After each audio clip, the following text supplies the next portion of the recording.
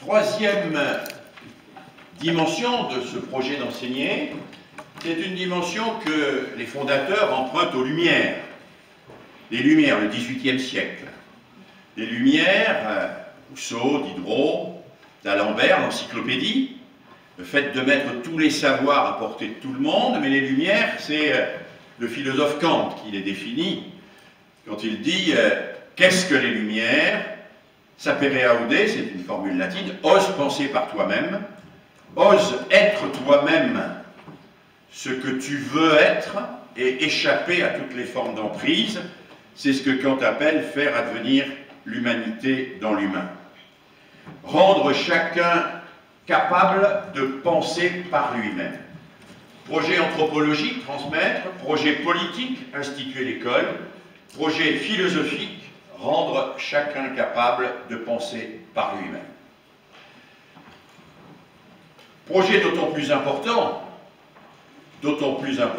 que nous vivons dans un pays qui a l'ambition d'être une démocratie. Et nous vivons dans un pays qui a l'ambition d'être une démocratie, mais qui est gangréné, cela a été évoqué tout à l'heure, par le populisme. Qu'est-ce que le populisme?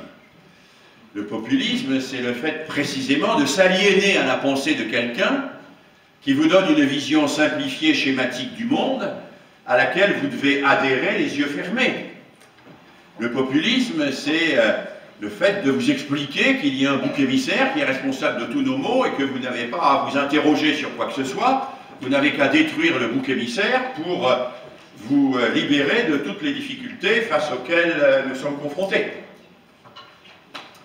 Penser par soi-même, c'est échapper à toutes les formes d'emprise. Toutes les formes d'emprise.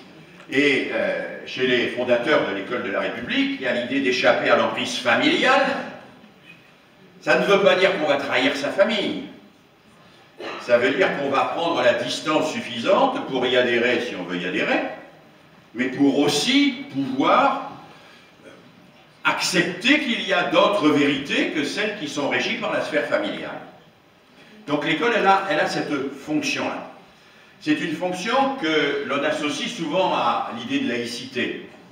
La laïcité, chez les fondateurs de l'école républicaine, c'est la capacité à séparer le savoir et le croire. Alors le croire, nous croyons tous des choses. Nous avons tous des croyances. Moi je peux croire, par exemple, que je vais me réincarner dans une grenouille. Il allait se réincarner dans une grenouille. Il le croit. Alors je pourrais le croire moi aussi, que je vais me réincarner dans une grenouille. C'est une croyance que j'ai la liberté d'avoir. Je ne peux pas le prouver. Je ne peux pas le prouver. Mais je vous fais remarquer que vous ne pouvez pas me prouver le contraire. Hein? Vous ne pouvez pas me prouver que je ne vais pas me réincarner dans une grenouille. Hein? Donc je ne peux pas prouver que c'est vrai, vous ne pouvez pas prouver que c'est faux. Donc c'est une croyance. Voilà. La croyance, je vais l'avoir, mais il faut que je sache qu'elle est une croyance, qu'elle n'est pas un savoir. Pourquoi elle n'est pas un savoir? Parce que, comme le dit le philosophe Fichte, la caractéristique d'un savoir, contrairement à la croyance, c'est qu'il est partageable à l'infini. C'est qu'un savoir peut convaincre de sa légitimité toute personne qui entend la démonstration de cette conviction. Le théorème de Pythagore est un savoir, parce que je peux le démontrer et convaincre chacune et chacun que le théorème de Pythagore, dans la géométrie euclidienne, eh bien, globalement, il fonctionne. Voilà. Et quelles que soient mes croyances par ailleurs, que je crois que je vais me réincarner dans une grenouille, dans un cheval ou dans du pissenlit, de toute façon, je dois bien avouer que, si on me le démontre, le théorème de Pythagore est juste, quoi. Bon. Et donc, le rôle de l'école, c'est de permettre à chacun d'entrer dans une dialectique subtile entre ses convictions et ses connaissances. Les convictions, on a tous des convictions. Ils viennent de la famille, mais il y en a qui viennent des médias, il y en a qui viennent de YouTube, il y en a qui viennent de tous les réseaux sociaux, il y en a qui viennent de la pub, il y en a qui viennent de la télé. Des convictions. Il y en a qui viennent des représentations archaïques. Hein? Les théoriciens de la biologie nous expliquent qu'on a tous des convictions sur la manière dont fonctionne notre corps, sur la manière dont pousse une graine. On pense tous que la graine, elle pousse à cause de la terre, alors qu'elle pousse à cause de l'eau. Bon, voilà, on a tous des convictions, et l'école est le lieu où ces convictions vont se confronter avec des connaissances. Alors, parfois, les connaissances vont bousculer un peu les convictions. Parfois, les connaissances vont se juxtaposer aux convictions. Il y a des connaissances qui vont me permettre de rester fidèle à mes convictions, et puis il y a parfois des connaissances qui vont me permettre de faire bouger mes convictions. Alors, faire bouger mes convictions, ça peut se passer de manière très différente, hein. On a une étude, par exemple, sur le créationnisme aux États-Unis. Vous savez que les Américains, quoi qu'ils soient globalement plutôt dans les pays qui ont une éducation importante, sont à 60 ou 65% convaincus encore que Dieu a créé la Terre en 7 jours et que Darwin est un imposteur. Alors, ils ont cette conviction. On leur explique à l'école que c'est pas vrai, qu'il y a l'évolution, que l'évolution, ça a mis beaucoup de temps, etc., etc., etc. Mais la plupart d'entre eux, ils restent avec la conviction que c'est faux, et ils délégitiment la connaissance qui leur est donnée. Alors, qu'est-ce qu'ont regardé les chercheurs? Ils ont regardé que si on veut que ces connaissances s'implantent réellement, il faut redonner un autre statut aux convictions. Ils ont noté que, à partir du moment où, par exemple, on explique à l'enfant ou à l'adolescent que certes, Dieu n'a pas créé la Terre en 7 jours, en 6 d'ailleurs, parce que le 7e il se repose, que Dieu n'a pas créé la Terre en 6 jours, mais que celle-ci a mis très longtemps à se créer, etc., mais qui lui dit en même temps, qui lui laisse entendre en même temps que le texte biblique, ça a une fonction symbolique, poétique, comme un poème, et que donc il peut adhérer aux connaissances scientifiques sans pour autant délégitimer et discréditer complètement ce texte biblique qui prend un autre statut, qui n'est pas le statut d'une connaissance, qui est le statut d'une conviction. Et donc l'école, elle travaille là-dessus. Connaissance, conviction. Hein.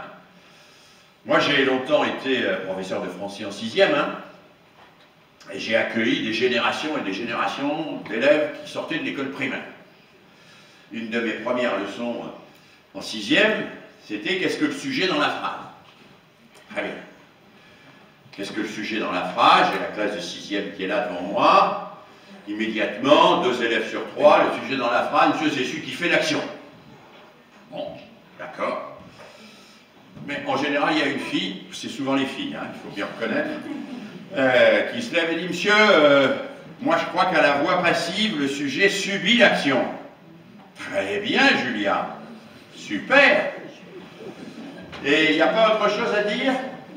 Alors là, dans les très bonnes classes, il y a une autre fille qui se lève et qui dit « Monsieur, dans la voix pronominale, le sujet fait et subit l'action. » Super, Mathilde, c'est vraiment bien ce que tu viens de dire là. Donc on écrit, dans la voix active, le sujet fait l'action, dans la voix passive, le sujet subit l'action, dans la voix pronominale, le sujet fait et subit l'action. Puis moi, j'écris au-dessous de la phrase « Pierre reçoit une gifle ». Ah, ça pose question quand même. Parce que c'est une phrase à la voix active, et on ne peut pas dire que le sujet fasse l'action. Hein. Alors là, eh ben, on est face à quoi? On est face à une contradiction entre des représentations, des conceptions, des convictions et une connaissance. Et on est dans cette phase de dialectique entre ce que l'on croit, ce que l'on apprend, et on travaille entre les deux. Alors qu'est-ce qu'on va découvrir? On va découvrir que le sujet, bon, alors je ne vais pas le dire comme ça, d'autant plus que c'est interdit hein, aujourd'hui. Enfin, c'est ce qui s'oppose au prédicat dans l'unité sémantique de la phrase. Bon, c'est interdit de le dire, alors surtout pas. Mais enfin, on va travailler un petit peu, on va approfondir quand même. Donc vous voyez que cette question, pensée par soi-même, c'est une question complexe, parce qu'elle renvoie à une opération intérieure, mentalement. Chacun doit travailler dans sa tête et élaborer ce que nous appelons du conflit socio-cognitif. Le conflit socio-cognitif, c'est pas très compliqué, hein. C'est quand quelque chose du dehors vient me bousculer au-dedans. Alors pour expliquer le conflit socio-cognitif, il m'arrive de raconter ma première inspection. Donc moi j'ai été d'abord à l'origine professeur de philosophie, j'ai fait partie en 1969, aucun d'entre vous n'était né. Non. J'ai fait partie du groupe de 7 qui a refusé l'inspection dans sa classe. Plus exactement, on ne refusait pas l'inspection, mais on avait un protocole qui consistait à dire on accepte l'inspection, vous vous asseyez au fond de la classe et vous nous regardez, et puis ensuite en échange, c'est vous qui faites cours et nous on vous regarde, et puis on échange nos rapports. Voilà. C'était le protocole qu'on avait proposé, mais j'ai proposé ce protocole à mon inspectrice et malheureusement elle n'a pas accepté ce protocole. Alors par rapport à ce propos-là, il y a 4 attitudes possibles. Première attitude, probablement celle que j'ai prise à l'époque, c'est de dire mais l'inspecteur qu'est-ce qu'il y connaît? Il n'a pas fait la classe depuis déjà un certain temps. Et puis, il a des préjugés qui ne valent pas mieux que les miens. Donc, cause toujours, tu m'intéresses. Je t'écoute, je ne vais pas te contredire pour ne pas me mettre en difficulté, mais je ne vais absolument pas tenir compte de ce que tu me dis. Première attitude.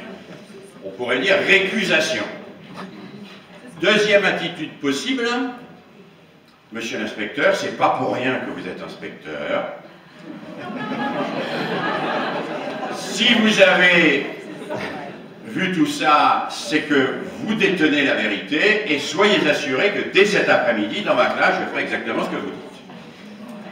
C'est donc l'inverse. Après l'option récusation, c'est l'option adoption immédiate et sans condition de ce que dit l'autre. Troisième attitude possible. Monsieur l'inspecteur, j'ai parfaitement compris. Comme je ne cherche pas les embêtements, soyez assurés que la prochaine fois que vous viendrez, je ferai exactement ce que vous voulez, mais en attendant, je fais exactement comme avant. Vous pourrez dire que ça, c'est l'adoption alternée. Hein? Donc, première attitude, récusation, on n'en tient pas compte. Deuxième attitude, adoption immédiate, on fait ce qu'il dit. Troisième attitude, adoption alternée. Vous pouvez remarquer d'ailleurs que ces 3 attitudes caractérise pour l'essentiel le comportement de nos élèves quand on leur dit quelque chose. Hein? Vous pouvez le plaquer d'une manière assez systématique. Dans ces 3 cas-là, il n'y a pas de conflit socio-cognitif. C'est-à-dire que dans le premier cas, je récuse, donc j'examine pas. Dans le second cas, j'assume, j'accepte, donc j'examine pas. Dans le troisième cas, j'ai une adoption stratégique, je prends pour pas avoir d'emmerde, mais je continue à faire comme avant, donc j'examine pas. Pour qu'il y ait du conflit socio-cognitif, il faut une 4e option, qui est cet inspecteur, ouais. Mais enfin, dans tout ce qu'il m'a dit, c'est un fatras pas possible. Il y a quand même 2 observations qui renvoient à une chose que j'ai moi-même observée et un point qui a été soulevé lors d'un réunion de parents. C'est-à-dire, c'est une attitude qui consiste non pas à récuser, non pas à tout prendre, non pas à s'échapper, mais à se demander et à travailler à l'intérieur de soi-même, est-ce qu'il n'y a pas des éléments qui peuvent m'aider à progresser? C'est-à-dire, je crée un dialogue interne. Ce que Vygotsky, le grand psychologue russe, appellera le passage de l'interpersonnel à l'intrapersonnel. Pour que quelqu'un progresse, il faut qu'il passe de l'interpersonnel à l'intrapersonnel. C'est-à-dire qu'il faut que ce que je lui dis et qui vient du dehors, ça travaille au dedans. Et ce travail entre le dehors et le dedans, c'est ça qui va le faire penser par lui-même. Face à mon premier inspecteur, Joe Sonam, penser par soi-même, ça n'est pas récuser tout ce qu'il dit, même s'il a largement tort, ça n'est pas adopter ce qu'il dit, Ça n'est pas adopté stratégiquement sur le moment, c'est réfléchir à ce qu'il dit et se demander, le mettre en relation interne avec soi. C'est-à-dire, au fond, renvoyer à ce que j'ai appelé la dialectique entre les convictions et les connaissances. C'est le troisième volet du projet d'enseignement. Projet anthropologique, projet politique, projet philosophique.